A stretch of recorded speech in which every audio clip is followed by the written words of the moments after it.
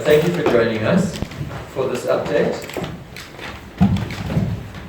I want to convey three main messages through this press conference. The first is the disastrous implications for the higher education sector as a whole and for UCT if we cannot complete the academic year.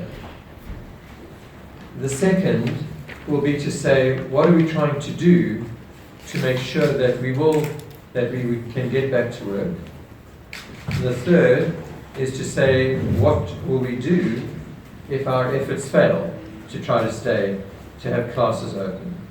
As you know, at the University of Cape Town, we suspended classes for this week, and the main reason was to work through and engage with students, with protesters, with national government, with other vice chancellors, because this is a national issue. It's not just the University of Cape Town issue. And our plan is to open on Monday, the 3rd of October. 2 weeks. Because beyond it, if it goes a month, then we cannot complete the academic program this year. We may then have to shut down for the year and bring students back next year, because otherwise students are just sitting in residence, living in residence, at significant expense to them and to the university, with no academic activity. There's no point in that. If we make the decision that we're not going to complete this year, we'll close the university for the rest of the year, send people home, and we will pick it up next year if we have a more peaceful environment.